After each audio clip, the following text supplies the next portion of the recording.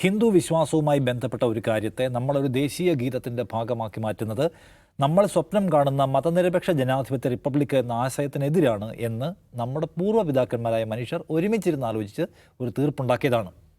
അതിൽ പ്രധാനപ്പെട്ട നേതാക്കൾ എല്ലാവരും ഉണ്ടായിരുന്നു. അതിൽ നെഹ്റു ഉണ്ടായിരുന്നു, ടാഗോർ ഉണ്ടായിരുന്നു. അങ്ങനെ പ്രധാനപ്പെട്ട നേതാക്കൾ എല്ലാവരും ആ ഒരു ഡിസ്കഷൻ ടേബിളിൽ വരികയും ശരിയാണ്, ആ വാക്കുകൾ വെട്ടിമാറ്റിക്കൊണ്ടാണ് നമുക്ക് എല്ലാവർക്കും ഉൾക്കൊള്ളാൻ കഴിയുന്ന ഒരു ഗാനം ഉണ്ടാക്കാൻ കഴിയുക, അഡോപ്റ്റ് ചെയ്യാൻ കഴിയുക എന്ന് തീരുമാനിച്ചു. നെഹ്റു ടാഗോറിന് കത്തെഴുതുന്നു, ടാഗോർ തിരിച്ചു മറുപടി അയക്കുന്നു. ആ കോൺവെർസേഷൻ മുഴുവൻ അവൈലബിൾ ആണ്. അതിൽ നെഹ്റു പറയുന്ന ഈ പോയിന്റ് ടാഗോറിന് പൂർണ്ണമായിട്ട് മനസ്സിലാവുന്നു. ശരിയാണ്, ആ വാക്കുകൾ ഒഴിവാക്കിക്കൊണ്ട് മാത്രമേ നമുക്കിതിനെ ഒരു പൊതുസ്ഥലത്ത് അല്ലെങ്കിൽ എല്ലാവർക്കും പാടാൻ കഴിയുന്ന ഒന്നായി അവതരിപ്പിക്കാൻ കഴിയൂ എന്ന് പറഞ്ഞുകൊണ്ടാണ് ഇതിനെ ദേശീയ ഗീതമായി സ്വീകരിക്കുന്നത്.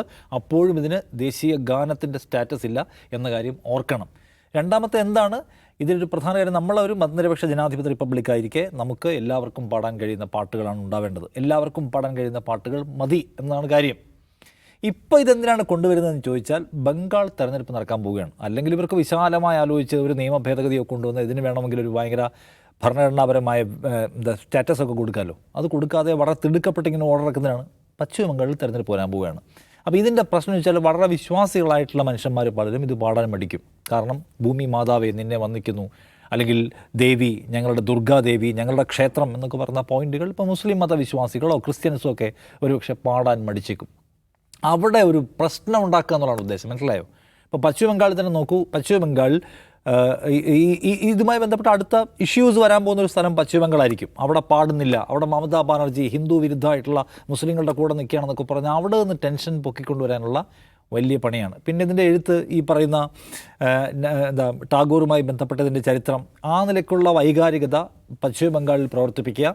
ഒന്ന്, പ്യുവർലി ഹിന്ദു മതവിശ്വാസവുമായി ബന്ധപ്പെട്ട സംഗതികൾ പാടാൻ എല്ലാ വിഭാഗം ആളുകളെയും നിർബന്ധിക്കുകയും അവർ അതിനോട് പ്രതികരിക്കുകയോ പ്രതിരോധിക്കുകയോ മടി കാണിക്കുകയോ ചെയ്യുന്ന ഘട്ടത്തിൽ അതിനെ ഒരു പ്രശ്നമാക്കി ഉയർത്തിക്കൊണ്ടുവരിക എന്ന ഒറ്റ ഉദ്ദേശം മാത്രമേ ഇതിനകത്തുള്ളൂ. അല്ലെങ്കിൽ എങ്ങനെയാണ് ഭരണഘടനാപരമായി ശരിയാവുക? ഏതെങ്കിലും ഒരു മതത്തിൻ്റെ എന്തെങ്കിലും ഒരു സംഗതി മറ്റുള്ളവരിൽ അടിച്ചേൽപ്പിക്കാൻ പാടില്ല എന്ന അടിസ്ഥാന ഭരണഘടനാ തത്വത്തിന്മേലെ നിർമ്മിതമായിരിക്കുന്ന ഈ രാജ്യത്ത് ഈ പറയുന്ന വരികൾ പാടണം എന്ന് പറയുന്നതിൻ്റെ യുക്തി എന്താണ്? അപ്പോൾ അതുകൊണ്ട് ഇത് മനഃപൂർവ്വമായി നമ്മളൊരു കുഴപ്പത്തിലേക്ക് തള്ളിയിടുക, നമ്മളെ ഒരു സംഘർഷത്തിലേക്ക് തള്ളിയിടുക എന്ന് പറഞ്ഞാൽ വളരെ ഗുരുതരമായിട്ടുള്ള ഉദ്ദേശം ഇതിനകത്തുണ്ട് എന്നത് കാണുക. പിന്നെ വേറൊന്നും എനിക്ക് തോന്നുന്നത്, നേരത്തെ അജിംസ് പറഞ്ഞ പോലെ എല്ലാത്തിനെയും ഹിന്ദുത്വ ദേശീയതയുടെ ഭാഗമാക്കി കൊണ്ടുവരിക എന്ന് പറഞ്ഞ ഉദ്ദേശമുണ്ട്. നമുക്കൊരു സംശയം തോന്നുന്ന ഒന്ന്, സർക്കാർ നിർബന്ധിക്കുന്ന കാര്യങ്ങൾ എടുത്തു നോക്കുക. നിങ്ങൾ വന്ദേ ഭാരതം പാടണം എന്ന് നിർബന്ധിക്കുക. നിങ്ങൾ സിനിമാ തിയേറ്ററിൽ ദേശീയ ഗീതങ്ങൾ കേൾക്കുമ്പോൾ എഴുന്നേറ്റ് നിൽക്കണം എന്ന് നിർബന്ധിക്കുക. ഇത്തരം കാര്യങ്ങൾ മാത്രമാണ് നിർബന്ധമുള്ളത്. എന്നാൽ സർക്കാരിനോട് നമ്മൾ വേറെ പല കാര്യങ്ങളും ചോദിച്ചുകൊണ്ടിരിക്കുകയാണ് സികേഷ്. സത്യത്തിൽ ഇന്ത്യയും അമേരിക്കയും തമ്മിലുള്ള വ്യാപാര കരാറിനകത്ത് നമ്മുടെ കർഷകരുടെ നട്ടലൊടിച്ച് കളിക്കുന്ന പരിപാടിക്ക് നിങ്ങൾ ഒപ്പിട്ടിട്ടുണ്ടോ? അതിനെക്കുറിച്ച് ഒരു മറുപടിയും പറയുന്നില്ല. എന്നിട്ട് പറയുന്നു വന്ദേ ഭാരതം പാടിക്കൂ, വന്ദേ മാതരം പാടിക്കോളൂ എന്ന് പറയുകയാണ്. വർഷം 2 കോടി തൊഴിലവസരങ്ങൾ ഉണ്ടാക്കി തരുമെന്ന് പറഞ്ഞുകൊണ്ടല്ലേ മോദിജി താങ്കൾ അധികാരത്തിലേക്ക് വന്നത്? താങ്കൾ അധികാരത്തിൽ ഭരണം തുടരുന്ന സമയത്ത് വിദേശത്തെമ്പാടുമുള്ള മുഴുവൻ ചെറുപ്പക്കാർക്കും ഇന്ത്യയിലേക്ക് മടങ്ങി വരാൻ പറ്റും, ഇന്ത്യ അങ്ങനെ വിഭവസമൃദ്ധമായ വൈഭവത്തിലേക്ക് ഉയരും എന്നല്ലേ പറഞ്ഞത്? എന്നിട്ടിപ്പോഴും 5 പതിറ്റാണ്ട് കാലത്ത് ഏറ്റവും വലിയ തൊഴിൽ നഷ്ടത്തിലാണല്ലോ മോദിജി എന്ന് ചോദിക്കുമ്പോൾ വന്ദേ മാതരം പാടുന്നത് നിർബന്ധമാക്കുകയാണ്. മനുഷ്യർ പട്ടിണി കിടക്കുന്നുണ്ടോ എന്നുള്ളത്, അവർക്ക് ജോലിയുണ്ടോ എന്നുള്ളത്, ഇന്ധനവില കുറയുന്നുണ്ടോ എന്നത്, ഭക്ഷ്യവില കുറയുന്നുണ്ടോ എന്ന്, കർഷകരുടെ വരുമാനം ഇരട്ടിയാക്കുമെന്ന് പറഞ്ഞ പ്രഖ്യാപനം നടത്തിയിട്ട് 10 വർഷം പിന്നിടുമ്പോൾ ഇപ്പോഴും അതിന് കഴിയാത്ത ഒരു ഭരണകൂടം ഇത്തരം സംഗതികൾ നിർബന്ധിക്കുകയാണ്. അപ്പോൾ ഇതിൻ്റെ ഉദ്ദേശം എന്ന് പറയുന്നത് തെരഞ്ഞെടുപ്പ് കാലത്ത് മനുഷ്യരെ എങ്ങനെ ഡിവൈഡ് ചെയ്യിക്കാം, അവരെ എങ്ങനെ കത്തിക്കാം, എങ്ങനെ വൈകാരികമായി കത്തിക്കാം എന്ന ഉദ്ദേശമാണ് അതിനകത്തുള്ളത്. ഇപ്പോൾ നോക്കൂ, അവിടെ ബാബരി മസ്ജിദിൻ്റെ പണി വളരെ പെട്ടെന്ന് തുടങ്ങിക്കഴിഞ്ഞു. എവിടെ? പശ്ചിമ ബംഗാളിൽ. ഇപ്പുറത്തെന്താണ് യോഗി ആദിത്യനാഥ് പറയുന്നത്? ഇന്ത്യ എന്ന് പറയുന്ന ആശയം നിലനിൽക്കുന്ന കാലത്തോളം ബാബരി മസ്ജിദ് പുനഃസൃഷ്ടിക്കുന്ന പ്രശ്നമേ ഇല്ല. അപ്പോൾ അപ്പുറത്ത് ബാബരി മസ്ജിദിൻ്റെ പണി തുടങ്ങിയിരിക്കുന്നു. ഒരു മനുഷ്യൻ കോടിക്കണക്കിന് രൂപ ചെലവാക്കി ബാബരി മസ്ജിദ് നിർമ്മിക്കുകയാണ്. തൃണമൂൽ കോൺഗ്രസിൽ നിന്ന് ബാബരി മസ്ജിദ് നിർമ്മിക്കുമെന്ന് ഒരാൾ പ്രഖ്യാപിക്കുന്നു, അതിനകത്ത് പേരിൽ നടപടി എടുക്കുന്നു, പുറത്തു പോയിട്ട് ഒറ്റയ്ക്കായിട്ട് നിർമ്മിക്കുകയാണ്.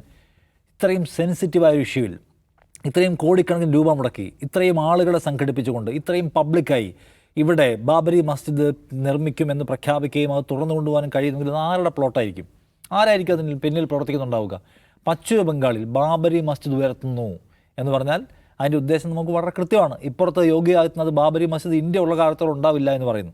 അപ്പോൾ വീണ്ടും പശ്ചിമ ബംഗാളിൽ കൊണ്ടുവരാൻ ശ്രമിക്കുന്നതാണ് വന്ദേ മാതരത്തിനകത്തെ ഹിന്ദു ദേശീയവാദം അല്ലെങ്കിൽ ഹിന്ദു വിശ്വാസം പാടാൻ മുസ്ലിങ്ങൾ ഒരുക്കമാണോ? ഇല്ലെങ്കിൽ പ്രശ്നമാകും. ബാബരി മസ്ജിദ് ഉയർത്തുമ്പോൾ നോക്കൂ, ഹിന്ദുക്കളോട് പറയാൻ നോക്കൂ, അവർ വിദേശ ഇൻവേഡറായിട്ടുള്ള കടന്നുകയറ്റക്കാരനായ ബാബരുടെ പേരിലുള്ള സ്മൃതി കുടീരം അല്ലെങ്കിൽ പള്ളി വീണ്ടും നിർമ്മിക്കുകയാണ് എന്ന് പറഞ്ഞുകൊണ്ട് സമ്പൂർണ്ണമായും ഈ പറഞ്ഞ മതപരമായ വിദ്വേഷത്തിലേക്കും അല്ലെങ്കിൽ ഏകീകരണത്തിലേക്കുമൊക്കെ ആളുകളെ കൊണ്ടുപോകാനുള്ള ലാർജർ പരിപാടി നടത്തിക്കൊണ്ടിരിക്കുകയാണ്. അതിൻ്റെ ഭാഗമായിട്ടാണ് ഇപ്പോൾ തിടുക്കപ്പെട്ട ഈ പറഞ്ഞ ഓർഡർ പുറത്തിറക്കിയിരിക്കുന്നത് മനസ്സിലാക്കണം. അതിൻ്റെ ലക്ഷ്യം കേരളവും ഒന്നുമല്ല. അതിൻ്റെ ലക്ഷ്യം കേരളവും അതിന് ലക്ഷ്യമായിരിക്കണം. കേരളവും തമിഴ്നാടും പശ്ചിമ ബംഗാളും അസവും ഒക്കെ ലക്ഷ്യമായിരിക്കും. ഈ പ്രധാനപ്പെട്ട സ്റ്റേറ്റ്സ് ആയിരിക്കും ഇതിന് ലക്ഷ്യം. അതിൽ ഏറ്റവും പ്രധാനം ബംഗാളാണെന്നാണ് എനിക്ക് തോന്നുന്നത്. അപ്പോൾ അതിൻ്റെ ഉദ്ദേശം സമ്പൂർണ്ണമായും തെരഞ്ഞെടുപ്പിൽ വിജയിക്കുക, തെരഞ്ഞെടുപ്പിൽ അവർക്ക് ആവശ്യമുള്ള ഡിവൈഡ് ഉണ്ടാക്കുക എന്നുള്ളതാണ്. അതിനോട് എങ്ങനെയാണ് ഈ പറയുന്ന ഇപ്പോൾ തമിഴ്നാടുണ്ട്, കേരളമുണ്ട്, പശ്ചിമ ബംഗാളുണ്ട്, പ്രധാനപ്പെട്ട പല സ്റ്റേറ്റുകളുണ്ട്. BJP ഇതര ഭരണകൂടങ്ങളുള്ള സംസ്ഥാനങ്ങൾ അതിനോട് എങ്ങനെ പ്രതികരിക്കും, കേരളം അടക്കം അതിനോട് എങ്ങനെ പ്രതികരിക്കുമെന്നാണ് നമ്മൾ ഉറ്റുനോക്കേണ്ട കാര്യം. നമ്മുടെ സ്കൂളുകളിൽ ശിവൻകുട്ടി ഇക്കാര്യത്തിലൊക്കെ വളരെ സ്ട്രോങ് പൊസിഷൻ എടുക്കുന്ന ഒരാളാണ്. അപ്പോൾ അദ്ദേഹമൊക്കെ നമ്മുടെ സ്കൂളുകളിൽ വന്ദേ മാതരം എഴുന്നേറ്റ് നിന്ന് പാടണം, എന്നിട്ട് ഒരു വിശ്വാസ ആചാരത്തിൻ്റെ ഭാഗമായി എല്ലാ കുട്ടികളും പാടണം എന്ന ഒരു തിട്ടൂരത്തോടെ എങ്ങനെ സ്ട്രോങ് ആയിട്ടുള്ള പൊളിറ്റിക്കൽ പൊസിഷൻ എടുക്കുമെന്ന് നമ്മൾ ഉറ്റുനോക്കേണ്ടതാണ്. സിമ്പിളായിട്ട് ആലോചിച്ചാൽ മതി. ഇപ്പോൾ എല്ലാവർക്കും വന്ദേ മാതരം നമ്മുടെ എന്താ സ്വാതന്ത്ര്യ സമരത്തിൻ്റെ ഭാഗമല്ലേ എന്നൊക്കെ ചോദിക്കുന്ന ആൾക്കാരൊക്കെ ഉണ്ട്. പണ്ട് പാടിക്കൊണ്ടിരുന്നതല്ലേ എന്ന്. പക്ഷേ കോൺഗ്രസിൻ്റെ വേദിയിലൊക്കെ പണ്ടും പാടിയിട്ടുണ്ട്.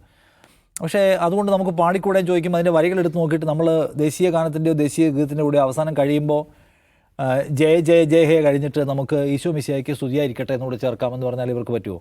അള്ളാഹു അക്ബർ എന്നൊരു വാക്കുകൂടെ ചേർക്കാം എന്ന് പറഞ്ഞാൽ പറ്റുമില്ല. അതുപോലെ ഉള്ളൂ. ഞങ്ങൾ ദുർഗാ മാതാവിനെ വന്ദിക്കുന്നു, ഞങ്ങളുടെ ക്ഷേത്രങ്ങളെപ്പോലെ ആരാധിക്കുന്നു എന്നുള്ള വാക്ക് ദേശീയ ഗീതത്തിൽ ചേർക്കാൻ പറ്റാത്തതാണ്. ഇന്ത്യ എന്ന് പറയുന്നത് ഇപ്പോഴും മറ്റേ ലൈനിൽ എത്തിയിട്ടില്ല. എന്നിടത്തോളം കാലം അത് ചേർക്കാൻ പാടില്ല എന്ന നിലപാട് ഉറക്കെ പറയാൻ നമ്മൾ ആരും പേടിക്കേണ്ടതില്ലെന്നാണ് എനിക്ക് തോന്നുന്നത്.